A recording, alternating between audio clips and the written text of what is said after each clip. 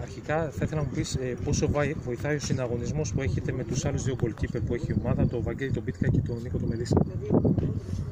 Όταν υπάρχει ένας υγιής ανταγωνισμός ή συναγωνισμός, γιατί εγώ το βλέπω σαν συναγωνισμό, βοηθάει πάρα πολύ. Δηλαδή τα δύο παιδιά αυτά είναι εξαιρετικά και σε επίπεδο ανθρώπων και σε επίπεδο επαγγελματιών, δηλαδή ποδοσφαιριστές. Είμαι τυχερός που υπάρχει ένα πολύ καλό κλίμα μεταξύ μας και αυτό με βοηθάει πάρα πολύ. Το παιχνίδι και η εμφάνιση κόντρα στον Πανιόνιο ήταν η καλύτερη που έχεις κάνει στην καριέρα σου ή έχεις να θυμηθείς κάποιο άλλο έτσι? Ίσως στην επαγγελματική μου καριέρα, ναι. Τώρα δεν μπορώ να θυμηθώ κάτι καλύτερο γιατί ήταν πολύ γεμάτη εμφάνιση.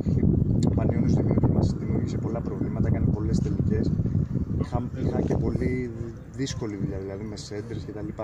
Πιστεύω ίσως είναι το καλύτερο παιχνίδι που έχω κάνει.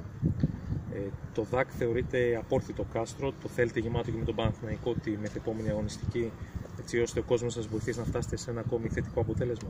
Εννοείται ότι το θέλουμε, γιατί ο κόσμος είναι ο 12ος παίκτης μας. Θέλουμε τη στήριξη, γιατί μας δίνει όθηση ο κόσμος και να σου πω την αλήθεια, περίμενα ότι το γήπεδο θα ήταν εντελώς γεμάτο την πρώτη αγωνιστική και ευελπιστώ ότι στα επόμενα παιχνίδια θα είναι γεμάτο.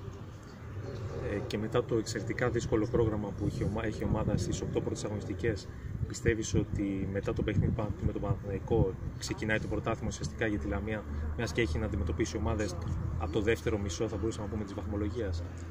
Όχι, το πρωτάθλημα ξεκίνησε από την πρώτη αγωνιστική. Όπως είδαμε, είχαμε πολύ καλή απόδοση σε κάποια παιχνίδια. Εντάξει, με τον Ατρόμητο ίσως να μην ήμασταν τόσο καλοί, αλλά είναι μέσα στο πρόγραμμα γι' αυτό. Θεωρώ ότι η συγκομιδή που έχουμε κάνει είναι πολύ ικανοποιητική.